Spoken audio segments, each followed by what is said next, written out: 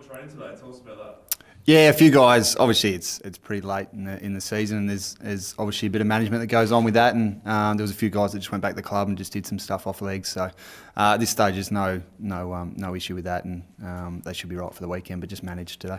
Xavier Desmond get through this morning? He was managed.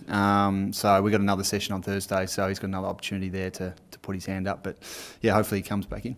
Expect a few changes given the disappointing result on the weekend. Yeah, look, you definitely got to look at that. There was obviously a really poor performance as a collective, and the selection will obviously. I think we'll make a few changes on that performance, and obviously on top of that, the SANFL form's been outstanding, and there's some guys in really good nick in the SANFL. So when you've got that, you've got to make bring guys in that are in good form. Where does that sit for you in career losses, given how it affects the season and everything, how it went on game day? Yeah, in 13 years I've had some bad ones, some really bad ones, and that was definitely up there, and it definitely hurt a lot. And coming Monday and then watching some of it back, it was really, really disappointing. But in saying that, you've got to move on pretty quick. We've got another really important game this weekend, and so moved on from it.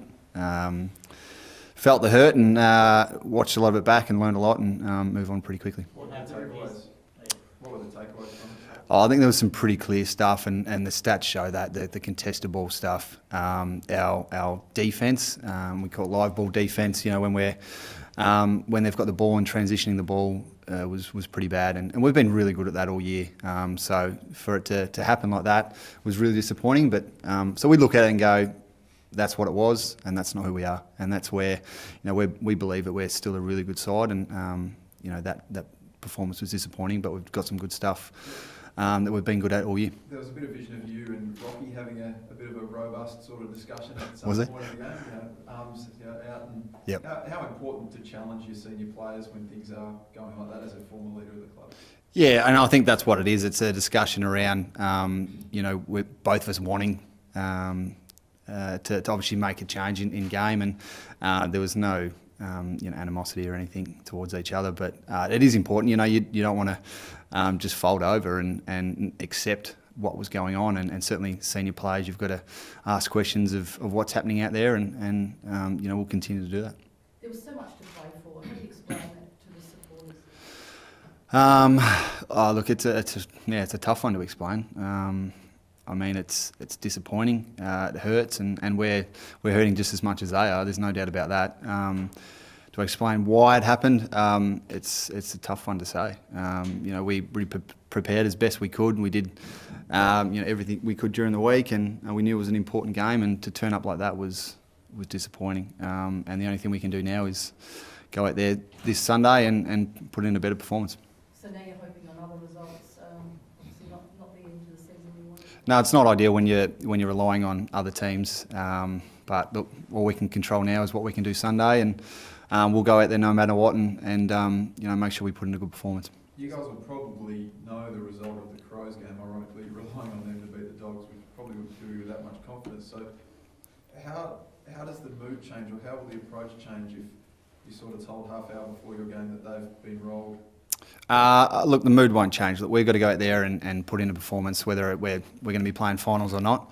Every game's still important for our playing group, for our fans, for our club. So we're going out there no matter what. We will know, if we're playing finals or not, in terms of if the results go away. But we'll go out there and play the way we need to play, no matter what. What sort of boost would it give you though? Then on the other side of the coin, if the door's still open, what sort of boost would you get pre-game, knowing that the chance is real?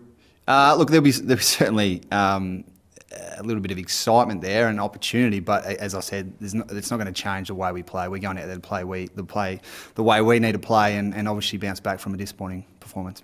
Say you guys end up finishing 8, 9, 10, 11. That's pretty much where everyone expected Boak to finish this at the start of the year.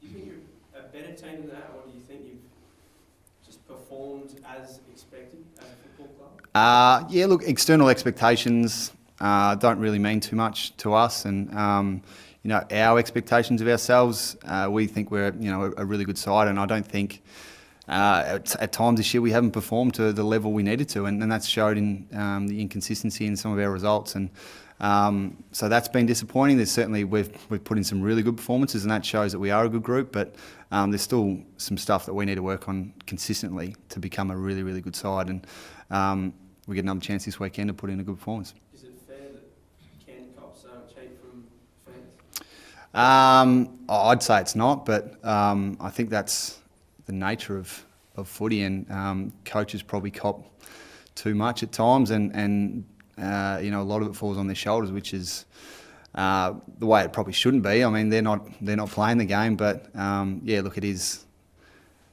disappointing that he cops so much, but look, he's a very, very strong person and a great leader of our group.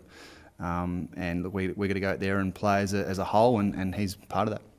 You've been with him, been with Ken for plenty of years now. As a player, do you think he's the man to coach Port Adelaide into the next sort of finals success in the future? Yeah, I've got no doubt.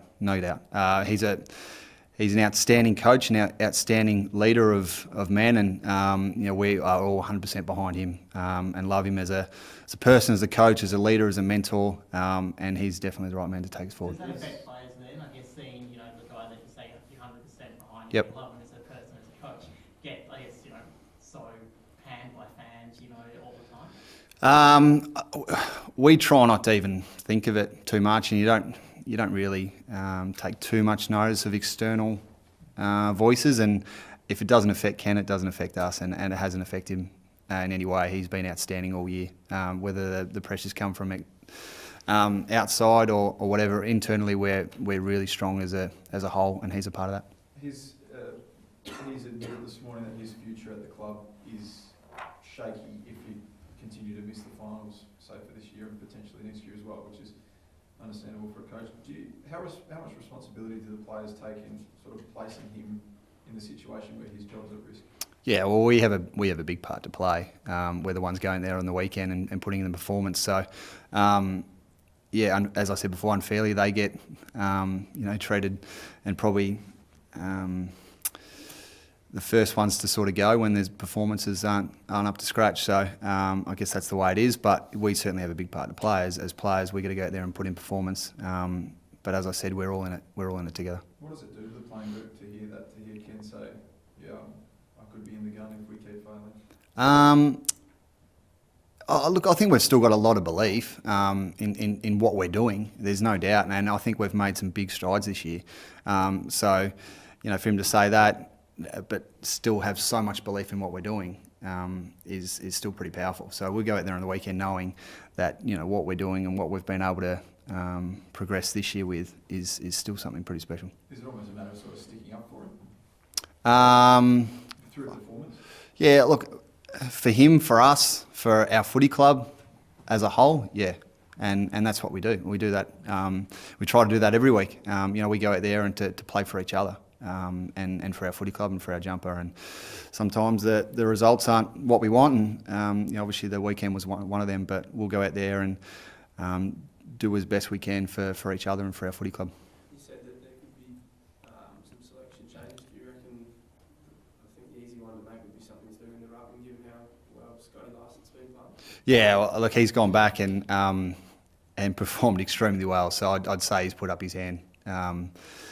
Certainly to come back in the side, and so I don't know if there's going to be a change or not, but certainly he's in really good nick, and he'll be right up there. Carol Wilson, I think, said last night that she named you and Robbie Gray as Yep. asked to take a financial hit or postponement. Is that true? No hit. Obviously, the contracts are pretty personal, but so I won't go into too much detail. But from what I sort of know, it happens around the league. Adjustments and things like that, but yeah, no hit. I'm still getting paid. Later on in, What's that? like a deferment, is that right? Yeah, and I think that happens all around the league. Adjustments in contracts. Obviously, I won't go into too much detail, but I think it happens all around the league. As far as you're aware, is that because of the club's off-field position, like they might have lost a little bit of money with declining crowds? I've got no idea. Yeah, I've got no idea. I can't comment too much on that. Yeah. Does that make it, obviously, Ken spoke this morning about having a clause in his contract about making the finals the next 2 years. Yep. Then Caroline last time I fully classified and talked about the club was operating below the salary cap. Does that make it fair for Ken then that the club's not operating at the full salary cap, but he's being judged on results? Yeah, well, I've got no idea if we're how much we're paying of the salary cap, and I've got no idea on Ken's contract, so it's pretty hard to comment.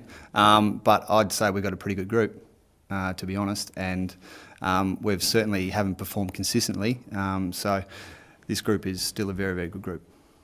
We've just heard that Ross Lyons lost his job, given what's happened recently this year with other clubs that have sacked their coaches and the reaction from the playing group. Yep. What are you expecting Sunday? Oh, we're expecting a strong performance from Freo. There's no doubt about that. Obviously, they got us over in Perth early in the year, and for some reason, whenever a coach goes, the performance goes up the next week from a side. But we're expecting a strong performance, led by Fife. So we know that they can produce some really good footy. We saw that early in the year, and we're expecting a tough game. Ollie didn't train, is he all good to go? Yeah, well, he was part of that group that was just managed, so he was back at the club off legs, but he should be fine to go.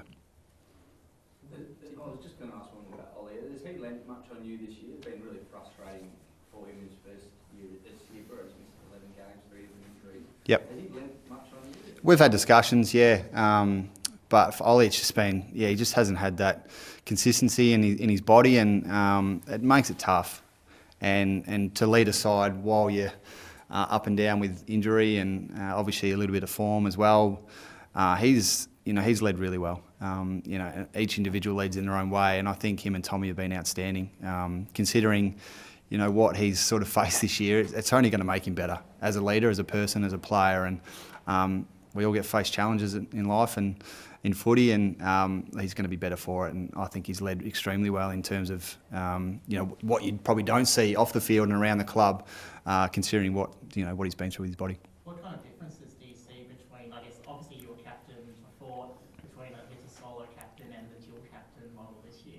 Can you see any material if get real differences? I think the biggest thing is that they can really lean on each other a lot, and what you don't see, and you probably only see the stuff on field, and they share that really well, and we've got multiple leaders on the ground. But what happens off the field and during the week, they can share the load a lot, whether it's media commitments and stuff around the club and leadership meetings, they're bouncing off each other, and that just takes a load off each other, and they've been able to share that really well, and as I said, lead extremely well during this year when it's been challenging at times, been consistent performances, but they've been able to stand up and really lead.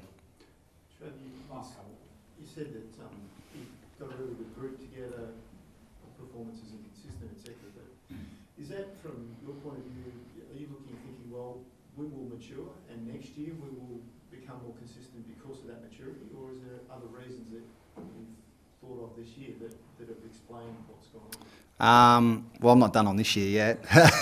I still think we've still got a bit left. But there's no doubt we've got some really young kids who are learning their way. We've seen some first year players come in and learn a lot. And as I said, with the great group we've got, what you guys don't see is the stuff behind the scenes and what they're doing. And when you've got some young kids, there's going to come some inconsistency. But I think we haven't, played our game style consistently each week, and that's been, something that we've continued to work on. And there's been some ball movement stuff one week, and some inaccuracy, some inside 50 stuff. So they're things that we've got to continue to work at to get consistently right, and that's where the performances, up and down come from. What about your own form, Trev? Sparkling year. Not too bad. Not too bad. I've enjoyed it. I've just had a lot of fun this year, and it's been nice to be back in the middle and enjoying my footy. And I think the biggest thing that I've learned is just trying to let go and just play your footy. When it comes game day, you've really got no control over any outcome. Just go out there and play your game, and that's sort of what I've continued to work on, and just enjoying it.